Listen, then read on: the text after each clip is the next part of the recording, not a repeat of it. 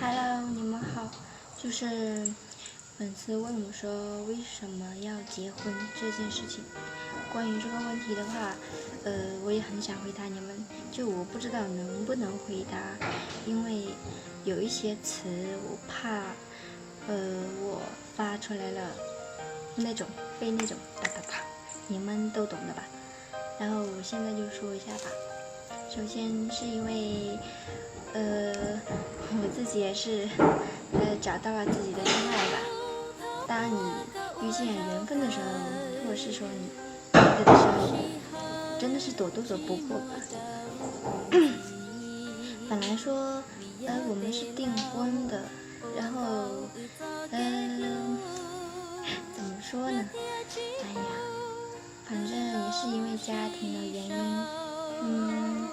我不能单方面的考虑说我自己，要拍快手，然后成为大网红，要很火，继续下去。我不能自私的考虑到我这一点方面。虽然说我的梦想就是要成为一名真正的网红，还有要怎么继续发扬光大我自己呀。我的梦想就是这个，但是我父母那边就是我的亲生父母，他们也都老了，都很希望我能够找到一个适合我自己的家庭，知道吗？然后他们都有时候，而且我妈妈她生病了，她说她怕还抱不到我的孙子，然后就跑了，就那种，这种事情还有就是，我没有结婚，的话，我就会被嘲笑。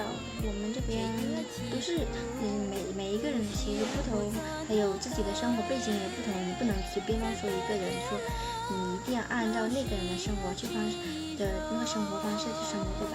因为你生活在不同的情况下，你当然要做出不同的选择。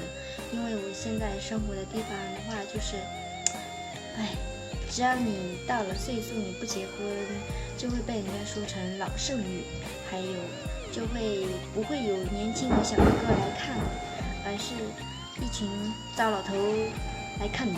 哎呀，好扎心啊！我还是一个18岁的小女生呢，怎么就突然之间被30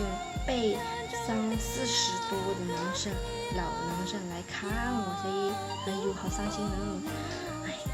我不是说我自己有多好啊，怎么挑之类的，我只是觉得我还这么小的年纪，就不应该被那种样子，然后被人家看不起呀，等等的问题太多了，是跟你们说不起眼的18话。